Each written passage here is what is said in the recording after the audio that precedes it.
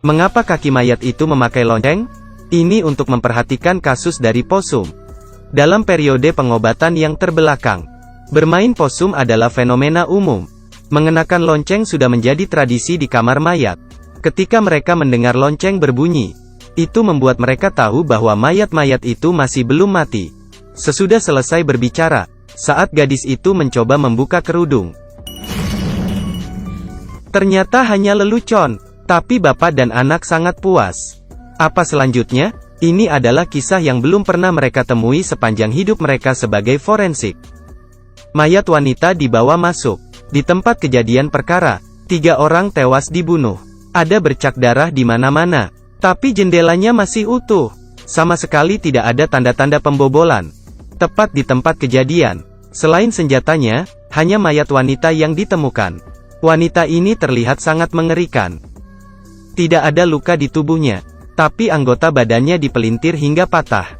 Bagaimana pembunuh itu bisa menghancurkan anggota tubuhnya menjadi beberapa bagian? Juga tidak ada tanda-tanda dari luar.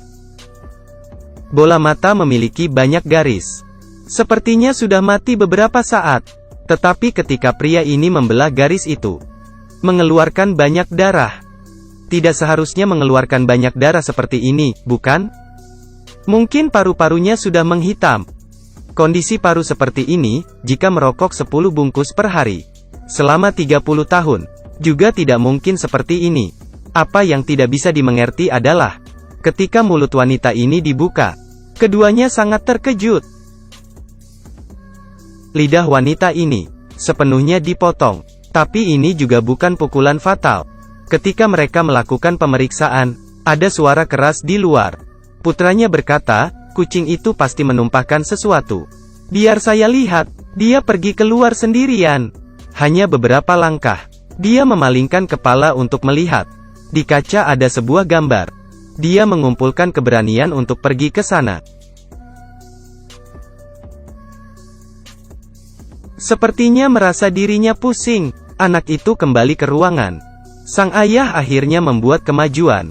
Dari perut orang mati itu dia mengeluarkan segenggam kain. Kain itu memiliki gambar yang sangat misterius. Dan beberapa angka Romawi. Dari pinggir luka, sang ayah menemukan bahwa mayat itu memiliki 2 lapis kulit. Dia memanggil putranya untuk membantu, untuk memisahkan kulit luar. Setelah melihat lebih jelas, keduanya merasa kagum. Di dalam lapisan luar kulit, banyak gambar misterius. Sepertinya sang ayah ingat sesuatu.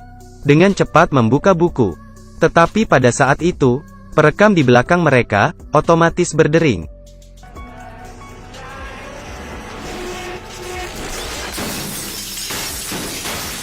Mereka berdua sudah lama melakukan praktik otopsi. Tetapi ini kali pertama menemukan kasus seperti ini. Bagian tubuh jenazah rusak. Semua organ kemungkinan besar terbakar. Tetapi luarnya terlihat baik-baik saja. Pada saat itu, lampu di ruangan rusak. Sesaat kemudian, mayat lain tiba-tiba menghilang. Ayah dan anak ini ketakutan dan segera kabur dari sana. Pada saat yang sama, bel di luar berbunyi. Suara ini memang sangat familiar. Mungkinkah mayat itu bisa bangun kembali? Ada ketukan di luar pintu. Mereka mencoba untuk menahannya. Tetapi setelah beberapa saat, suara ketukan menghilang. Ayah dan anak merasa lega.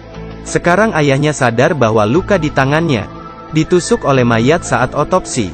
Dia segera pergi ke toilet untuk membersihkannya. Baru saja mengangkat matanya. Tidak ada jendela di toilet. Tapi ada angin dingin bertiup.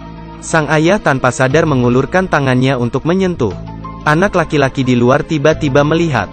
Dia berteriak, "Ayah! Anda salah, kan?" Tetapi pada saat itu, sang ayah diseret keluar. Pintu dibanting hingga tertutup. Anak laki-laki itu mendobrak pintu. Sang ayah terbaring di lantai. Sesuatu menyerangnya. Tidak tahu apakah itu hewan atau manusia. Tetapi memiliki mata yang sama dengan wanita itu. Mereka tidak memikirkannya lagi. Dengan cepat kembali ke kamar bedah. Tubuh mayat itu harus dibakar untuk menghindari sesuatu yang lebih buruk. Di dalam api, ayah dan anak itu menghela nafas lega. Tapi segera setelah itu, api itu membesar tidak terkendali. Membakar seluruh ruangan. Seperti ada katalis. Membakar seluruh benda di sana. Ayah dan anak mencoba menghentikannya. Setelah beberapa saat terus-menerus memadamkan apinya, melihat ke belakang sekali lagi. Tapi bahkan sehelai rambut mayat pun tidak terbakar. Lari, cepat lari. Ada suara dering di lorong. Kali ini mereka melihatnya. Mayat laki-laki telah menghilang. Ayah dan anak itu memasuki lift. Tetapi tidak mungkin menutup pintu lift. Suara menjadi lebih jelas dan lebih jelas. Semakin jelas. Bayangan hitam muncul di depan mata mereka. Ayah dan anak itu terdesak jauh di dalam lift. Mereka menggunakan kapak untuk menyerang. Bayangan itu jatuh.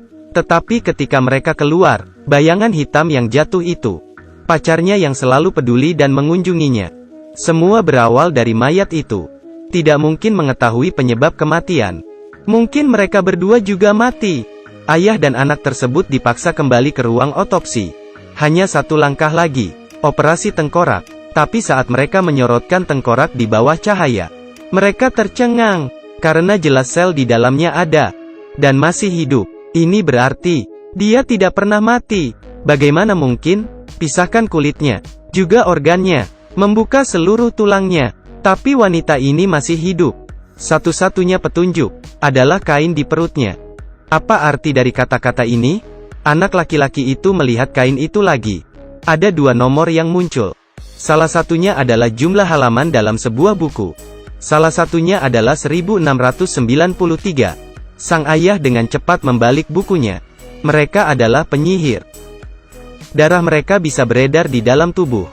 Ternyata 300 tahun yang lalu, beberapa orang memanfaatkan agama untuk mengeksekusi orang atas nama penyihir dan bunuh para pengunjuk rasa.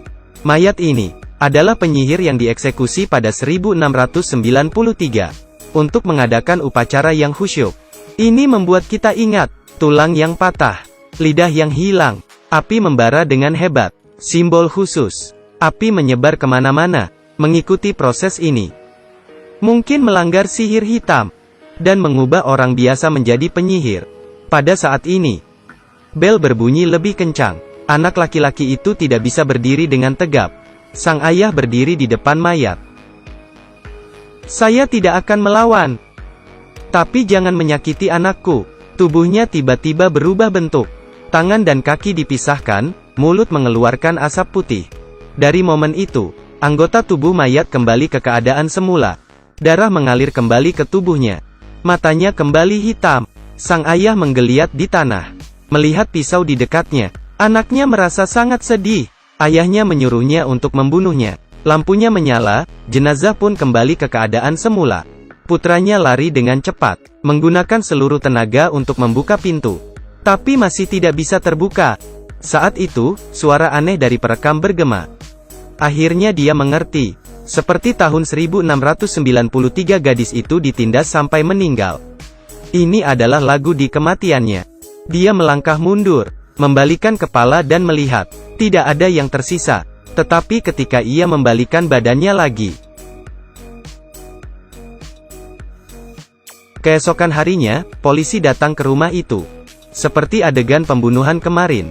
Keempat sisinya ada bercak darah. Mayat wanita yang tidak disebutkan namanya, terbaring masih dalam keadaan yang sama. Seperti patung porselen yang sempurna. Sheriff mendesah. Mereka hanya bisa membawa jenazah ke ruang otopsi untuk diperiksa. Tepat seperti ini.